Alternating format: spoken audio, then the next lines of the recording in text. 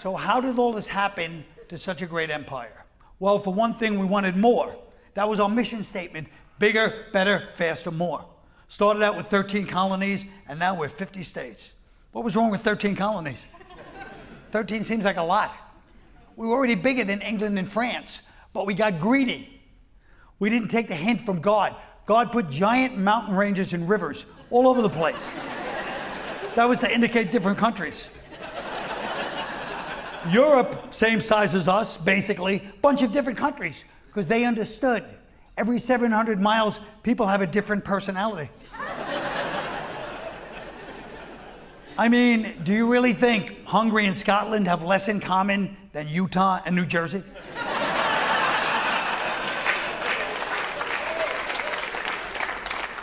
Have you noticed that the greed in America isn't even subtle anymore? Like, they've just stopped pretending. Whether it's the shrinkflation at the grocery store, everything's getting so much smaller. Whether it's the fast food, it's practically inedible at this point. It's so bad. If you want to get real mad, check the Wayback Machine, look at a menu from 5 years ago, and compare the prices to now. You're going to be astonished. And our electric bills. Oh my God, our electric bills. I just had my highest one ever. All because we're funding these AI data centers. You know, how come whenever a billionaire has a passion project, we're the ones that have to subsidize that? Even coffee shops, places we're supposed to be hanging out and talking to other humans. They purposefully make them so they're uncomfortable. They want you to leave as fast as possible. Drink your latte and get out. You might want to sit down for this one. If you're at your doctor's appointment and they just ask you, do you drink alcohol? And you answer that, they're charging you for that question now. That's $50 for an alcohol screening. I can't even make this up. I know this isn't just America, but it feels like it's cranked up to 11 here. Am I wrong? Greedy landlords, greedy CEOs, greedy restaurants, greedy everything. And it feels like you and me are the people that are paying the bill. That's why we're leaving. My girlfriend and I, we're moving to Portugal. I know it's not a bed of roses there, it's not perfect, but at least there, life feels like it has a little bit more dignity. I'd rather live life in a place that feels a little bit more human than stay on this sinking ship. Do you want to know why America has exactly 0 days of paid vacation time, paid maternity leave, or paid sick time? It's because American capitalists are greedy, and giving the working class those benefits means they make less money. Do you want to know why the federal minimum wage is $7.25 an hour, and it has been that since 2009, literally 16 years ago?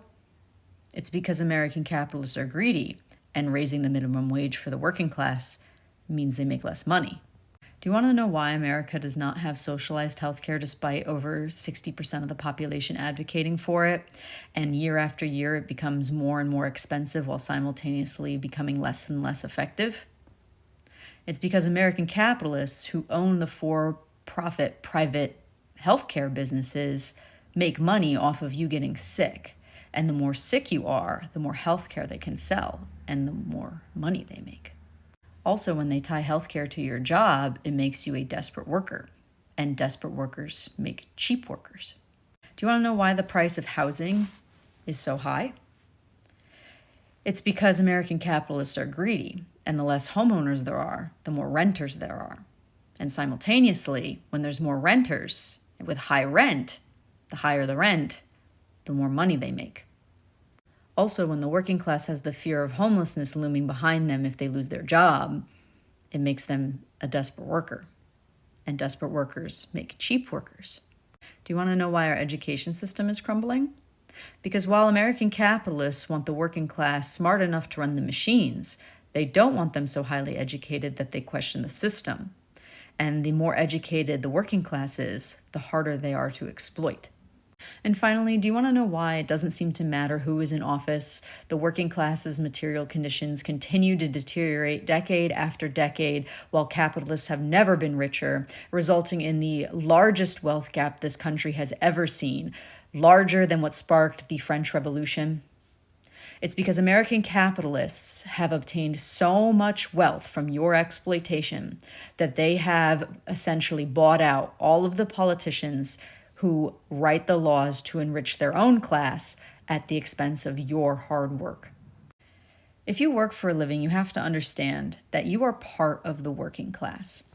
And until the working class gains some sort of class solidarity, our material conditions will continue to deteriorate. And it will not get better until we can put our differences aside and understand collectively who is exploiting us and how they are able to do it. The greatest lie the system has ever told is that there's not enough. There's not enough money, there's not enough food, there's not enough shelter, but none of that is true. Scarcity is not the natural state of humanity. The world is abundant. We throw away more food than what every person on earth could eat. We have more vacant homes than there are homeless people in this country. The ratio is currently estimated to be 45 empty homes for each homeless person in this country. There's enough electricity, there's enough water, there's enough technology for every human to live comfortably. But that's the problem. The system does not work if everyone is comfortable. Scarcity is the primary lever used to control society. I mean, the logic is simple. If everyone had enough, no one would spend their lives serving the system that created the scarcity in the first place. Think about it. Money is literally infinite. They could print out as much money as they want, and they do. You just don't get any of it. Money isn't real. Your effort and your energy expenditure to obtain money is what's real. Money is only valuable because people agree to give their labor in exchange for it. Your time and your talent is what gives money its value, not the other way around. It's no different than playing a video game. The money that you earn in Grand Theft Auto isn't real. It's just numbers. If the developer wanted to program infinite money for everyone, they could do that. It's an intentional choice not to keep you playing the game, to keep you putting forth the effort.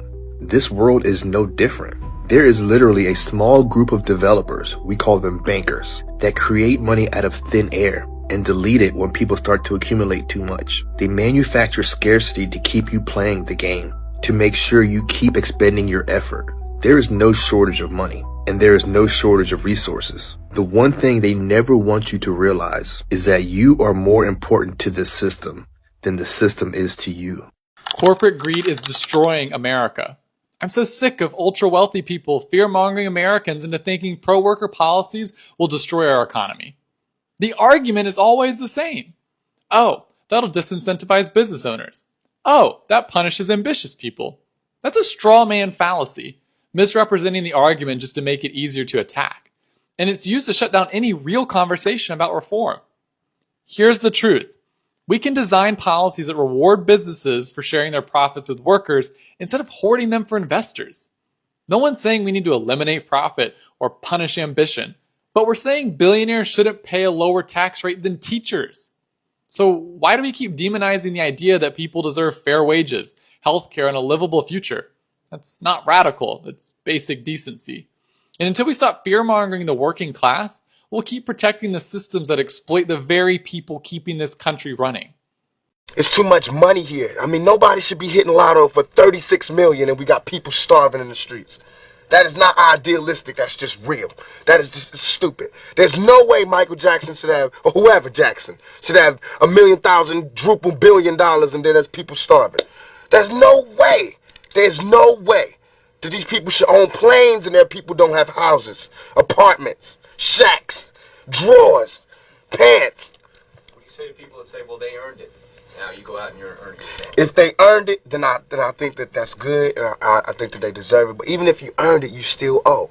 Because look at me, I don't have that mega money, but I feel guilty walking by somebody. I got to give them some mail. And if I know I got $3,000 in my pocket, I feel like it's wrong to give that person a quarter or $1. It's wrong.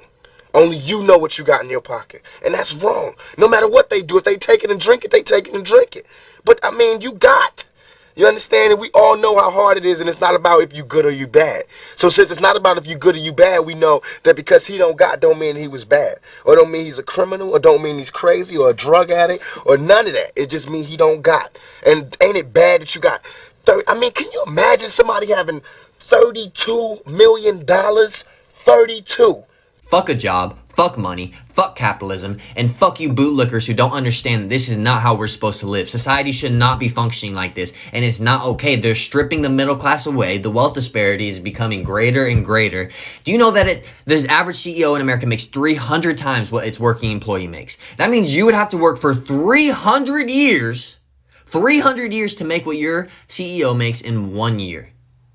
Does that seem fair to you? No, it's not okay. Prices are going higher and higher than ever. Insurance is higher than ever. We don't have public transportation. Our tax dollars are going to bombing children overseas. We don't have affordable health care. We don't have livable wages. This is not okay. We need to take the fucking power back. We need to have a revolution. I'm not talking about violence, but we can go on strike. We can strip the wealth of their money because we make the money for them. Us, the working class, is the production of their money. We make their money for them. And if a majority of us don't go to work for 3 days, or if we don't pay taxes, then dog, we will get our demands met. We will get the life that we're supposed to have. We will have a sustainable work life. We'll have work-life balance. We won't have to work fucking 5 days a week and only get 2 days to live. Like, this is not okay, bro. Please tell me you guys agree. America's not the land of the free. In fact, it never was. It's the land of the greed.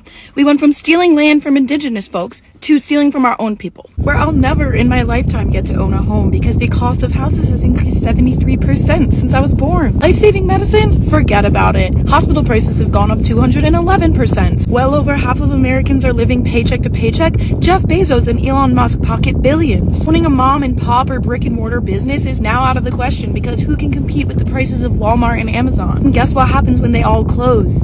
Amazon and Walmart can jack up the prices to whatever they want, and then we're all screwed. If I saved every penny I made this year, I wouldn't even have enough to put a down payment on a car. God forbid they make our cities walkable, meaning you need a car to get anywhere in this country. We fork over thousands of dollars every year to insurance companies that ultimately deny our claims for life-saving medicine, where it costs 5 figures to even deliver a child. Unless you sell your soul to capitalism, you're not going anywhere. Where they defund environmental protection and education, where all the billionaires buy up all the real estate and jack up your rent, where the cost of childcare has increased over 100% since the year 2000. Aren't they having kids? Why aren't they having kids? Gee, I don't know. Maybe I don't want to bring a human in this world into this unsufferable country where they just suffer the bottomless pit of capitalism. But yeah, kiss your boss's balls and climb the corporate ladder or whatever for a company that thinks you're disposable, for jobs that don't even have pensions. I'm lucky if I can retire by the time I'm 70. Want to start a business? Great. There's a million fees attached to that. 1 million permits, insurance. If you're not willing to put yourself into 6 figures of debt to start a business, then guess what? You're not going to succeed. And if you are willing to put 6 figures of debt into your business, guess what? You still might not succeed. People come to America with a dream. And guess what?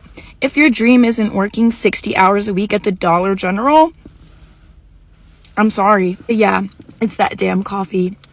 I'm not buying alcohol and shit. I'm buying food to eat. How are people affording this? And our electricity bills are going up because AI slop and data centers are just hoovering up natural resources and then forcing, like, how the fuck is this sustainable? To say nothing of the fact that health insurance, one way or the other, is just going to keep going up unless they just utterly reform the system. Like, I don't understand. Like, I do okay financially. My wife does okay financially. We have 1 kid. I don't have a mortgage, and I don't have a car payment. Like, we are good. And I look at these bills and I'm like, dude, how are people who are not as lucky as us? How are they affording shit? We are headed for a terrible situation. You ever notice something about power in America? It doesn't have friends. It only has users. And right now, we are watching Donald Trump learn that lesson the hard way. See, greed doesn't care how loud you yell. Greed doesn't care how loyal the people are to you. Greed doesn't even care if you make them rich, you make them famous, or you make them fucking relevant. Greed only cares about one thing, and that's staying in control. And Trump, the man who thought he once owned the Republican Party, is now getting eaten alive by the same goddamn machine that he created. Look at what just happened. For months, we had Republicans who were terrified of this man. Folks were even scared to breathe wrong around this man. But the moment that they caught him slipping, that they saw the public turning, the moment that they realized that he couldn't stop the Epstein vote, they moved. Fast, quiet, calculated. That's how greed works. It smiles in your face when you're useful and pushes you off the cliff when you become a goddamn problem. And Trump is learning that Republicans didn't love him. They loved the power that he gave them. They loved the votes. They loved the money. They loved the chaos as long as those assholes could control it.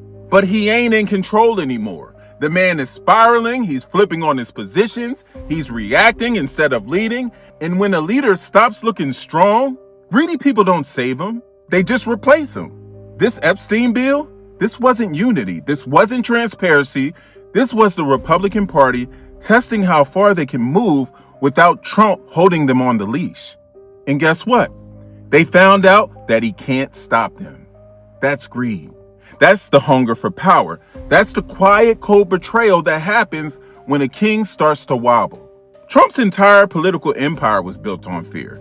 But fear only works when folks still believe you can win. Now the same party that cheered for him, the same party that defended him, the same party that hid behind him, is preparing to survive without him. Because the greedy people, Trump isn't a leader anymore. He's a liability. He's a weight. He's a symbol of chaos they can't control. And when the powerful people decide that you're dragging them down, they don't wait. They don't warn you. They don't protect you. They sacrifice you. This moment right here, this flip, this betrayal, this sudden "we support the releasing of the files" is the clearest sign that Trump is no longer the hunter. He is the hunted. And the Republican Party is choosing its own survival over his downfall. Greed built his rise, and now greed is now building his fall. And every American watching this should ask themselves one question. If they will turn on the man that they once worshipped, how far will they go for power when it comes to the rest of us? Okay, so it's obvious what this is. It's a pond that circles these ducklings around. And they climb up, and they get so many on top up here because they're after that food bucket that they end up pushing each other in. And if this isn't a perfect example of American greed, I do not know what else is.